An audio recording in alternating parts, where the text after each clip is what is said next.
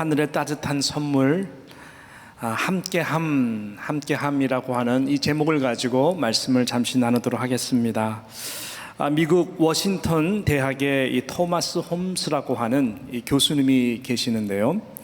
이분이 한 번은 사람들의 그 마음 그리고 생활에 변화를 가져오는 때가 어느 때인가, 이런 부분을 놓고 한번 조사를 했다고 합니다. 조사 결과 가장 큰 변화가 오는 때 제1위죠. 1위가 보니까 배우자가 죽었을 때, 배우자가 죽었을 때가 가장 사람의 마음 또 생활의 변화를 가져오는 일이다라고 이렇게 이야기를 했습니다. 그러면서 이제 쭉 순위를 매겼는데요. 가령 예를 들어서 이 배우자가 죽었을 때 그 1위를 100점, 100점으로 점수를 매겼을 때에 그 밖에 다른 경우들을 이렇게 점수화했습니다.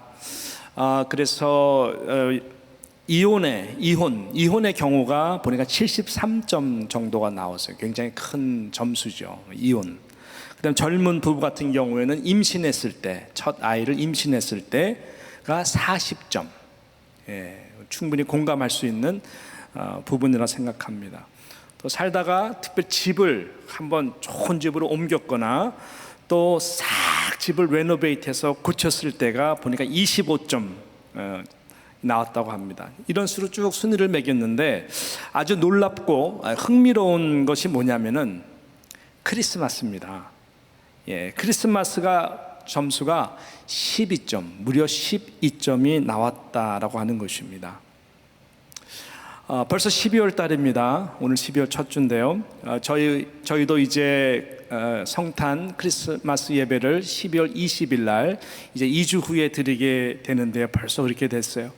이 조사를 우리가 한번 근거로 놓고 볼 때에 크리스마스는 단순한 이 크리스마스가 아닐 수도 있구나라고 하는 것입니다. 특별히 우리 그리스도인들에게 있어서 다시 한번 어김없이 찾아오는 크리스마스 같지만, 우리가 정말 연말과 겹쳐서 무언가 좀 긍정적인 좋은 마음에 좀 변화가 올 수 있는 기회로 삼았으면 좋겠다라고 하는 마음인 것이죠. 저희는 지난 한 주 동안 우리 장로님께서 기도하신 대로 특별 새벽 부흥에 내게 능력을 더하소서라고 하는 주제로 말씀을 나눴습니다. 많은 분들이 나와주셨고 또 많은 분들이 온라인으로 접속해서 함께 은혜를 나눴습니다. 특별히 팬데믹이라고 하는 힘겨운 한 해를 보내면서 언젠가부터가 계속 한없이 나약해지고 약해지는 영적 기운이 많이 소진돼가는 우리들에게 하늘의 능력과 하나님 아버지 좀 힘을 주십시오, 좀 변화를 주십시오 라고 하는 사모하는 마음으로 특별 새벽 기도회가 아니라 특별 새벽 부흥회거든요. 심령의 부흥을 위해서 정말 간절한 마음으로 저도 준비했고 또 같이 함께 나왔는데 너무나 많은 은혜가 있었어요. 많은 은혜가 있었고 하나님 은혜를 주셨습니다. 혹시 이 하나님 영적 갑주 시리즈를 듣지 못하신 분들 계시다면은 우리 교회 웹사이트에 들어오시게 되면은 저희가 잘 올려놨거든요. 그래서 꼭 들으시기를 진심으로 축복합니다.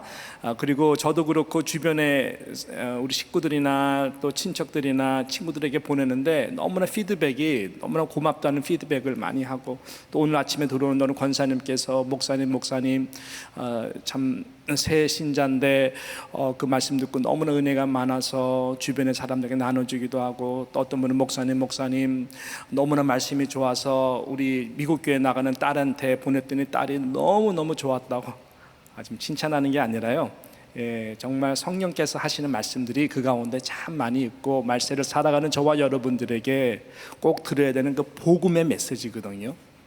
그래서 꼭 우리 한 분도 빠짐없이 다 좀 듣기를 바라는 것이죠. 할렐루야. 자, 이어서 이제 성탄절을 바로 앞두고 있는 우리들에게 아까 말씀드린 것처럼 좀 긍정적이고 우리의 영혼 가운데에 다시 기뻐할 수 있는 따뜻한 변화가 있기를 소망하는 것입니다. 자, 예수님이 인간의 몸으로 이 땅에 오셨을 때 그 시간은 역사상 가장 어둡고 정말로 차가웠던 시대였습니다. 왜 그렇게 볼 수 있을까요? 왜냐하면은 말라기 선지자 이후에 하나님이 함께하는 그 말씀의 소통, 그 말씀의 공급이 완전히 끊어진 그 상태로 거의 400년 이상이 지났던 시기였기 때문에 그렇습니다. 소위 이 기간을 가리켜서 신구약 중간 시대다라고 이야기를 하거든요. 그것은 좋은 표현이죠. 그렇지만 많은 그 성경 역사가들은 이 기간을 암흑시대라고 표현을 합니다. 암흑시대. 그만큼 어두웠다는 이야기고 소망이 보이지 않았다는 이야기고 암울한 시대였다는 것을 우리에게 시사하고 있는 이 표현인 것이죠. 자, 성경을 우리가 보게 되면은 하나님의 말씀이나 항상 있었지만은 어느 기간에는 하나님의 말씀이 없었던 시간이 있었어요. 하나님의 말씀을 증거하는 선지자나 하나님의 종이 출현하지 않고 그냥 그대로 지나가는 시간들이 성경에 있습니다. 언제죠? 요 신구약 중간시대, 암흑시대 말고 또 하나의 암흑시대가 있었는데 비슷한 기간이었죠. 언제죠? 창세기 마지막에 나오는 요셉이 죽은 다음, 그 다음에 출애굽에 처음 시작하는 모세가 태어난 그 기간이 거의 400년이거든요. 성경은 그 기간에 대한 어떤 내용도 기록하지 않습니다. 그래서 그 기간 또한 암흑의 시간이었습니다. 여러분 잘 아시는 대로 요셉이 애굽으로 가서 국무총리가 됩니다. 그래서 그 다음에 야곱이 70인의 식구들, 히브리인들을 데리고 와서 애굽 땅에서 정착을 하죠. 그 다음에 야곱의 식구들이 다 죽은 후에 모세가 태어나기까지 거의 400년을 지나면서 이스라엘 백성들의 상태는 어땠습니까? 말 그대로 비참함 그 자체였습니다. 노예로 그들이 살았습니다. 아무 소망이 보이지 않습니다. 말씀이 끊어졌어요. 하나님의 사람이 출현하질 않아요. 그래서 온갖 학대를 당하면서 노예로서 저희들이 400년이라고 하는 그러한 비극적인 비참한 시간을 보냅니다. 이렇게 하나님의 말씀으로부터 하나님의 말씀을 증거하는 하나님의 종이 사라진 시대, 거기서부터 멀어진 존재들은 다 누구나 영혼의 차가운 겨울을 맞게 된다라고 하는 것이죠. 어둡습니다. 눌린 마음으로 살기 때문에 주변에 따뜻한 마음으로 아무리 축복의 통로로 부르심을 받았다 할지라도 여유가 없어요. 자, 오늘 본문 말씀은 이사야서 7장 14절에서 예언된 그 말씀을 그대로 인용한 말씀입니다. 마태복음에서 기록됐지만 이 말씀은 원래 하나님이 이사야를 통해 가지고 잘 아시는 대로 7장 14절에 예언한 말씀을 그대로 인용한 말씀이라고 하는 것입니다. 자, 우리 오리지널 벌스죠. 이사야서 우리 7장 14절 같이 한번 읽어볼까요? 이렇게 말씀해서 시작. 그러므로 주께서 친히 징조를 너희에게 주실 것이라. 보라, 처녀가 잉태하여 아들을 낳을 것이요 그 이름을 임마누엘이라 하리라. 이사야가 이 말씀을 하나님으로부터 받았던 그 시기 또한 암흑시대였습니다. 암흑시대였어요. 이사야는 남유다의 선지자였습니다. 당시 5대의 남유다의 왕들을 걸친 그 가운데에 선지자로 활동했던 선지자였어요. 우시야, 요담, 아하스, 히스기야, 그리고 최악의 케이스죠. 므낫세. 이 5 왕들을 경험했습니다. 그래서 하나님이 이 암흑 기간 동안에 그래서 이사야라고 하는 선지자를 그나마 보냈어요. 하나님의 말씀으로 이 대예언서라고 하는 이 놀라운 66장이라고 하는 이 말씀이 광대한, 아무리 쏟아 부어줬지만 백성들은 듣지를 않습니다. 그래서 암흑시대인 거예요. 당시 유다 백성들은 하나님을 의지하기보다는 아수르와 애굽이라고 하는 양대 강국 사이에 끼어서 상황에 따라서 저들의 눈치를 보면서 살 길을 모색했던 하나님보다 더 말과 병거를 강력하게 가지고 있는 그 강대한 나라들을 의지했던 시대였습니다. 국내적으로는 그러므로 인해서 악순환이죠. 정치적으로 사회적 타락, 도덕적, 영적 부패가 아주 심각한 상태에 이르렀습니다. 당시 이사야와 함께 활동했던 선지자가 있었는데 누군지 아십니까? 몇 명 있지만은 그중에 대표적인 인물이 호세아였습니다. 호세아 선지자가 당시 이사야와 함께 활동했던 선지자인데, 여러분 호세아의 특징이 뭡니까? 하나님이 호세아에게 어떤 아내와 결혼하라고 했었죠? 아주 음란한, 음탕한 아내와 결혼하라. 그래서 호세아는요, 평생 아내 때문에 정말 가슴앓이를 했던 인물이었어요. 너무나 아내가 음란하니까. 그런 고생을 하면서 선지자 역할을 했던 선지자가 호세아인데, 왜 하나님이 그런 음탕한 아내랑 결혼하도록 했을까요? 이스라엘 백성들이 바로 이러한 상태다라는 것이죠. 나를 그렇게 버리고 나를 사랑하지 않는, 말씀을 사랑하지 않는 그러한 모습들을 reflect, 반영하기 위해서 하나님이 호세아에게 그런 하나님의 끙끙을 앓는 그 마음을 느끼도록, 그래서 그 메시지를 증거하도록 그 아내를 통한 아픔을 그대로 경험하게 하면서 하나님의 말씀을 증거했던 선지자가 호세아입니다. 이렇게 이사야, 호세아, 그러니까 우리가 그 당시의 상황들을 알 수가 있는 것이죠.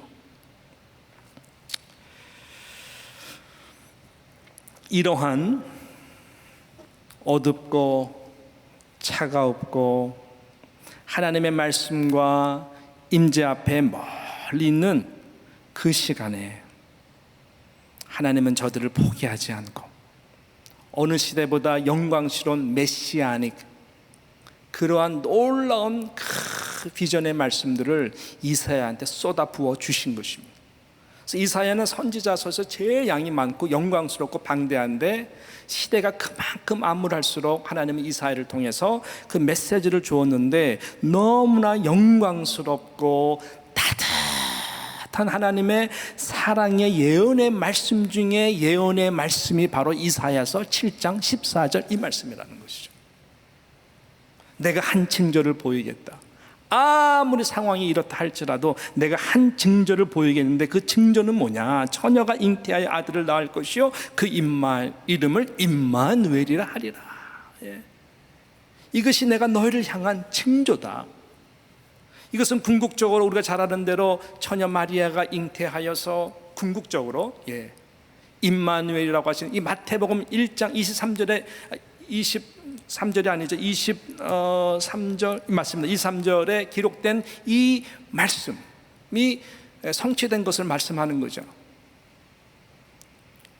그래서 임마누엘이라고 하는 God with us, 하나님이 우리와 함께 계신다라고 하는 가장 따뜻한 하늘의 이 언어로 하나님이 이사야를 통해서 말씀하신 거예요.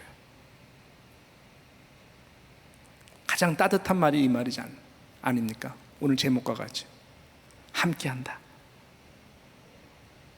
아들아, 딸아, 엄마 아빠가 기도로 함께해, 응원해. 그 따뜻한 말 아니에요? 집 뛰쳐나간 아들, 집 뛰쳐나간 딸, 방황할 때에도 집에 들어오기만 해봐라, 이런 게 아니라 눈물 흘리면서 함께해. 엄마는 포기하지 않아.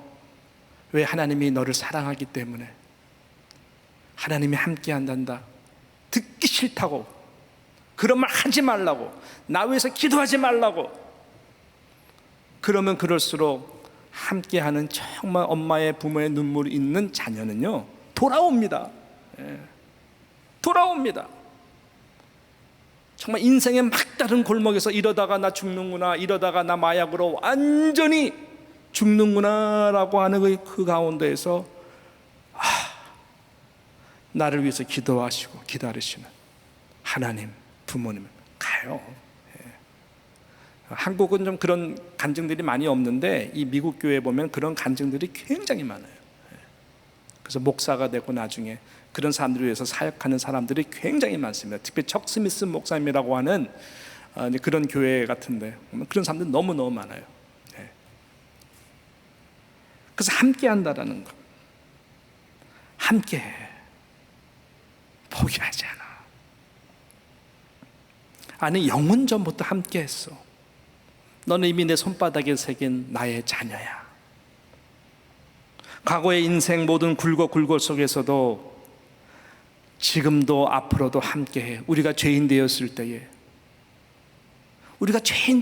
때에도 우리를 위해서 십자가에 죽으신 그 사랑이 하나님의 그 사랑을 이미 보여주신 사랑인 것처럼 함께한다. 여러분, 이것이 가장 하늘로부터 온 따뜻한 이 단어라고 하는 것입니다. 함께함. 왜냐하면 하나님이 함께하는 그 임재라고 하는 것은 하늘의 빛입니다. 세상에서 비출 수 있는 빛이 아니에요. 잠깐 해가 비치면 따뜻한 것 이상입니다. 하나님이 함께한다고 임재의 빛은 영원하신, 영원 전부터 사랑하기로 결정하신 예수 그리스도 안에서 모든 물과 피를 다 줄 만큼의 영원한 사랑으로 함께한다고 하는 그 하늘에 여러분 사랑이 충만한 가장 따뜻하고 가장 완전한 그 사랑의 빛이라니까요. 우리의 모든 옹알해진 것들 다 충분히 녹일 만큼의 하나님의 함께하는 임마누엘의 사랑이라고 하는 것입니다. 요한 웨슬레라고 하는 분이 열정적으로 복음을 증거하다가 88세에 이제 하나님의 부르심을 받았는데 그분이 돌아가셨을 때는 추운 겨울이었다고 하죠. 그분의 그 마지막 말 굉장히 따뜻했다고 합니다. 실은 제가 오늘 우리 김남수 장로님 또 우리 최 권사님, 김 권사님 지금 예배에 같이 참석하고 있는데 이 발인 예배 때 제가 이 말을 인용을 좀 했어요. 요한 웨슬레가 어떤 말을 하면서 아주 평안히 눈을 감았느냐, 그 추운 겨울에 이렇게 말을 했어요. 모든 것 중에 가장 좋은 것은 임마누엘의 하나님, 그 하나님이 나와 우리와 함께 하신다는 것입니다. 지금 내가 그 하나님께로 영원히 함께 하기 위해서 간다는 사실입니다. 이 말씀을 하시고 따뜻한 미소와 함께 평안하게 돌아가셨대요. 그러니까 주변의 사람들이 얼마나 그 영원하신 하나님의 사랑, 내 주여 내 발 붙드사 그곳에 서게 하소서. 그것은 빛, 영원한 하나님의 그 사랑의 빛이 충만한 곳이라는 것이죠. 하나님의 임재 앞에서는 정말 그 따뜻함 그 자체, 완전한 사랑 그 자체예요. 그것이 얼마나 우리의 영혼을 기쁘게 하고 행복하게 할 것입니까? 반대로 공산주의, 공정한 분배와 평등한 사회를 위해서 사람들을 위하는 것처럼 만들었던 공산주의 마르크스, 그 양반이 돌아갔을 때에도 추운 겨울이었는데 마지막 호흡을 막 할 때에 하녀가 와가지고 마르크스님 마지막 유언 있으시면은 제가 받아 적어서 다음 세대에게 또 중요한 사람에게 전하겠습니다 라고 탁 무릎을 꿇고 하녀가 탁 앉아 있는데 소리를 지르면서 마지막에 소리 지르다가 돌아가셨다 그러죠. 시끄러, 꺼져, 나가, 그만하고 돌아가셨대요. 이 차이가요, 하늘과 땅 차이입니다. 임마누엘의 하나님을 경험하는 그 영혼의 마지막 이 모습과 전혀 임마누엘의 하나님을 경험하지 못한 그 영혼의 이 마지막 인종도 천국과 지옥, 하늘과 정말 땅 바닥의 차이라고 하는 것입니다. 그만큼 임마누엘의 하나님, 그 따뜻한 하나님의 사랑을 경험하는 성도 굉장히 중요합니다. 저는 이 말씀을 준비하면서 자꾸만 제 머리에서 떠나지 않는 이 두 개의 대조의 그림이 자꾸만 떠오르는 거예요. 추운, 이거 제가 만들어낸 거예요. 추운 겨울 크리스마스, 동부, 눈이 오는 크리스마스입니다. 멋지죠. 우리 화이트 크리스마스를 우리는 굉장히 많이 로망하는데, 그런 화이트 크리스마스, 갈 집도 없는 홈레스, 아무리 두꺼운 옷을 입었지만 추운 겨울 강한 바람이 불고 화이트 크리스마스, 배고프고 춥고 떠는 그 홈레스한테는 여러분 이 화이트 크리스마스가 로맨틱한 밤입니까? 그럴 수가 없는 것이죠. 절대 로맨틱할 수가 없습니다. 날씨가 추워서라기보다 아무도 함께하지 않는 홀로라고 하는 그 외로움이 더욱더 그 추위를 차가웁게 하는 것이겠죠. 같은 날 같은 밤 저기 구석에는 자그마한 집안에서 불을 환히 켜놓고 온갖 식구들이 다 옹기종기 3대가 모여 크리스마스 추리 저렇게 따뜻하게 켜놓고 선물들을 주고받으며 함께 저녁들을 나누며 깔깔깔깔깔깔깔 대고 웃는 그 모습과 정말 비교가 되는 거예요. 그 차이가 뭘까요? 함께함의 차이입니다. 함께함의 차이. 너무나 비교가 되는 그림인 것이죠. 지금 이스라엘 백성의 영적인 모습은 전자의 그림입니다. 아무리 공동체라도 그 영혼은 너무나 발가벗은 모습이에요. 모세가 태어날 당시 이스라엘 백성도 400년 동안 그런 모습이었고, 말라기 선지자가 죽은 후에 하나님의 음성이 떠난 모든 역사의 시간은 예수님이 태어나기 전까지의 모습, 전자의 모습이었습니다.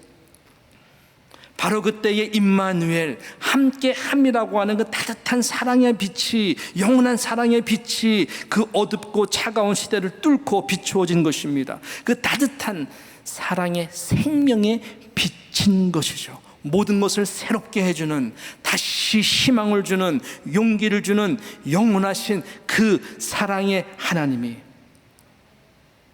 홀로 춥고 떠는 영혼의 따뜻한 손을 내밀어서 구원의 손길로 하나님이신 그가 아들 예수 그리스도이신 하나님을 통해서 인간의 몸으로 오셔서 어느 종교도 그 신이 인간의 몸으로 와서 따뜻한 손을 내가 너와 함께하겠다 내민 종교가 어디 있냐고요. 임마누엘, 내가 너의 자리까지 와서 함께하겠다, 잡아주겠다.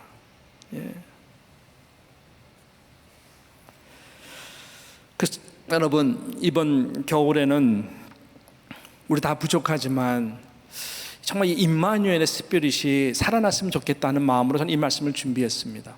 저를부터 시작해서 우리 모두가 정말 함께함이라고 하는 그 따뜻한 하나님 영혼의 사랑을 우리에게 비추어 주시옵소서.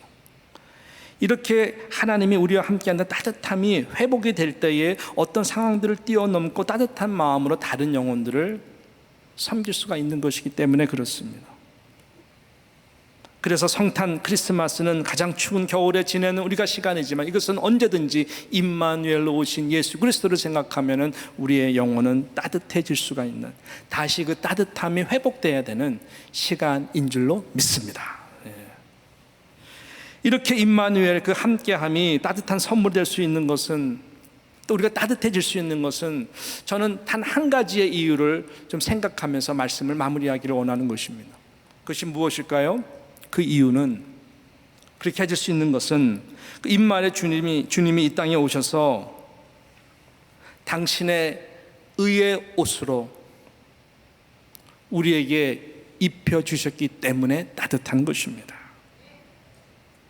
우리 주님은 하늘의 그 영광의 광채 옷을 벗으셨습니다. 이 땅에 오실 때에 그것을 벗어 제끼고 오신 거예요. 예수님이 입으신 영광의 광채의 옷, 하늘의 보좌의 옷은 여러분 굉장한 것입니다.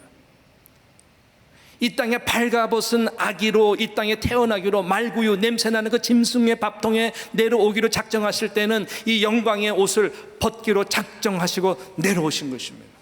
그것이 임마누엘입니다. 그 이유는 말 그대로 임마누엘이 되기 위해 어둡고 소외되고 버려진 영혼들에게 의의 옷을 입혀주기 위해서 당신이 발가벗은 거예요. 당신이 발가벗은 몸으로 이 땅에 오신 거예요. 십자가에서도 당신은 발가벗김을 당했어요. 왜? 그래야 우리 모든 죄가 용서되고 그 따뜻한 예수 그리스도의 보혈의 피로서 덧입혀 주시사 영원한 그 사랑의 빛이 있는 그곳으로 우리를 데려가기 위해서 예수님은 십자가에서도 발가벗김을 당하신, 왜? 의의 옷을 입혀주기 위해서. 시작부터 끝까지가 당신이 다 벗은 이유는 저와 여러분들에게 그 따뜻한 함께 한다라고 하는, 아담과 하와가 죄를 지었을 때에 원래 죽었어야 되는 것이죠. 얼마나 추웠을까요? 하나님 앞에 정말 그 나무 뒤에 숨었을 때에 아담아 내가 어디 있느냐 하실 때 얼마나 놀랍고 추워서 그 상태거든요. 이게 하나님부터 멀어진 상태, 그 따뜻한 에덴 동산에서 완전히 그 숨어서 그늘에서 뭐 벌벌벌 떠는 것이 가장 추운 인간의 그 죄된 모습이잖아요. 정령 죽어야 되는데 심판대 앞에가 그래서 제일 무섭고 추운 데거든요. 쫓아는 내지만 짐승을 잡아서 피가 마르지 않은 듯한 그 가죽옷을 입히잖아요. 따뜻하게 해서 보내잖아요. 살 길을 줘서 보내잖아요. 그 말은 그래서 내가 너와 임마누엘 함께 할 것이다, 이거거든요. 그 옷을 입혀주기 위해서 오신 거예요. 그 옷을 우리가 입는 순간 천국의 의의 따뜻한 옷, 나를 사랑해 주시는 그 하나님을, 우리는 그 임재를 경험할 수가 있는 것이죠.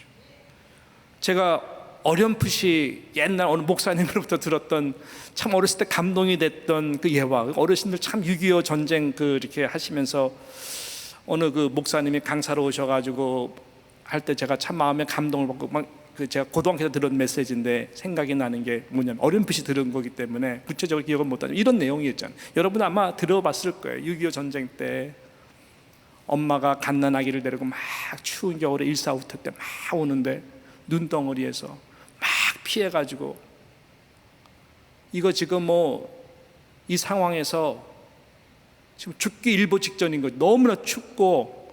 그래서 엄마가 아기를 살리기 위해서 당신의 옷을 다 벗어가지고 아기에게 따뜻하게 겹으로 싸가지고 아기를 끌어안고 벗은 채로, 그래서 어머니는 얼어 죽고 아기는 생명을 겨우 건졌는데 나중에 군인이 이제 그것을 발견해가지고 애가 살아서 나중에 그런 스토리를 알게 돼서 그 엄마의 그 무덤 앞에 와가지고 겨울에 자신의 옷을 다 벗어가지고 엄마 무덤에 다 이렇게 덮어, 어머니 고마워요, 나를 살리기 위해서 어머님이 발가벗고 다 이렇게 제가 살았어요.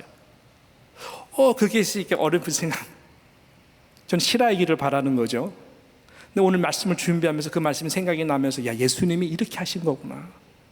그 따뜻한 사랑, 죽어서까지도 당신의 생명을 아끼지 않고 발가벗어서 우리 영원토록 살도록 하기 위해서 의의 옷을 입혀주신,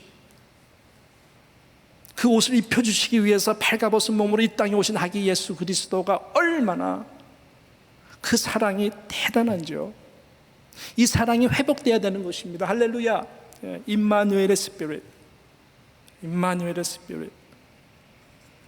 그래서 이 함께함, 하나님이 우리 교회에게 이제 샤이닝 실버 사역을 출범하실 때 은혜를 주셨습니다. 저는 이번 샤이닝 실버, 이것은요 우리 성도들을 위한 것이요, 우리 안에 정말 고독하고 힘든 어르신들을 위해서 정말 잘 섬길 수 있기를 바라요. 그래서 그들에게 임마누엘 교회가 함께합니다. 우리가 함께 기도합니다. 고독하고 힘든 이 팬데믹의 어려운 시간들 함께 이겨나가요. 어르신들 정말 정성스러운 과일 바구니든 뭐든 해서 좀 찾아가서 정말 드리고, 리스트를 쭉 뽑아봤더니 100명 이상이 나와요. 그 다음에 구역구역에 어려우신 분들을 위해서 저부터 비롯해서 우리 교육자들 팀을 만들어 가지고 정말 힘드신 분들을 좀 찾아가려고 합니다. 이번 12월 달 아마 연초 시간이 되는 대로 교회가 그 부분에 있어서 아끼지 않고 투자를 하려고 지금 계속 회의를 하고 지금 하고 있어요. 너무너무 좋은 것이다. 따뜻함, 바로 함께함. 이 은혜가 우리 모두가 서로 함께 마음을 열어서 그래서 함께하는 이 은혜가 우리 가운데 회복되기를 주님의 이름으로 진심으로 축원하는 것입니다. 그런 은혜가 탑 투 바람 서로가 함께 이루어지는 그런 따뜻한 팬데믹 22년 아무리 기승한다 할지라도 팬데믹 이것 때문에 우리가 움츠리는 것보다는 이런 따뜻한 사랑 때문에 용기를 얻고 우리의 마음이 다시 한번 교회로 인해서 예수 그리스도로 인해서 임마누엘 스피릿이 회복됨으로 말미암아 우리 모두가 행복해지기를 진심으로 축복합니다. 저는 마지막으로 저를 따뜻하게 해주는 실은 글이 있어요. 글이 있는데 이거를 읽으면 한 5분이 넘어서 저는 크리스마스 때 제일 저한테 감동 주었던 그 스토리가 2개가 있는데 실화인데 이거를 읽어드릴까 해서 다음 시간에 제가 한번 좀 기회를 보도록, 최고의 크리스마스라고 하는 역설적인 너무 따뜻한 내용이 있는데 오늘 말씀하고 너무너무 이게 맞아떨어져서 제가 책을 찾아가지고 이 내용을 프린트를 했는데요. 이거는 혹시 다음에 기회가 있으면 하기를 바라고, 또 제가 따뜻하게 해주는 제가 이렇게 항상 그 컴퓨터에 놓고 보는 시가 있어요. 그 제목에 그 따뜻함 하나로라고 하는 정용철 씨가 쓴 시인데, 제가 이 시를 오래전에 접했을 때 너무나 제 마음이 따뜻해져서 이 마지막 이 시를 잠시 읽어드리면서 마무리하도록 하겠습니다. 그 따뜻함 하나로라고 하는 시입니다. 잘 들어보세요. 밤이란 빛이 사라졌음이 아닙니다. 빛을 뒤로 하고 등졌기 때문입니다. 동굴이란 빛이 닿지 못하는 곳이 아닙니다. 빛이 막혔기 때문입니다. 겨울은 빛이 약해 추운 곳이 아닙니다. 빛 받는 시간이 적기 때문입니다. 빛을 등지거나 빛이 막히거나 빛을 적게 받으면 우리는 춥고 어두운 삶을 살게 됩니다. 그 따뜻함 하나로, 그 따뜻함 하나로 세상의 모든 생명이 다시 움트고 피어나 힘차게 자라납니다. 밝음 하나로 모든 것이 보이고 느껴지고 또 움직이게 됩니다. 내 삶의 빛이 무엇인지 누구나 다 알고 있습니다. 마지막 부분, 내 마음은 늘 그것을 기다리고 그것과 함께 하고 싶어 합니다.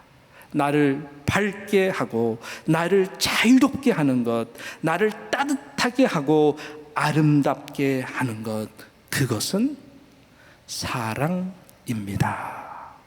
내 마음에 그 사랑이 들어와야 나의 봄은 시작됩니다.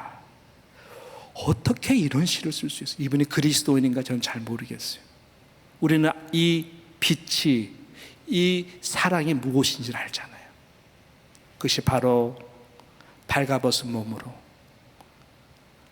어린 아기 구주 예수로 이 땅에 오신, 십자가에서 발가벗을 정도로 우리에게 의의 옷을 입히시기 위해서 십자가에서 다 물과 피를 대신 죽으신 예수 그리스도의 그 영원한 사랑, 그 임마누엘 함께함이 우리 가운데에 다시 한번 찾아와 따뜻하게 비추어 주시고, 이것이 구체적으로 실질적으로 실천적으로 가까운 교우들 또 이웃들에게, 나보다 더 힘든 사람들에게 리차트할 수 있는 이번 12월 달, 이번 겨울이 되기를 진심으로 그렇게 기도해 주십시오. 그런 은혜가 우리 가운데 서로 함께 나타나기를 진심으로 축복합니다. 기도합니다.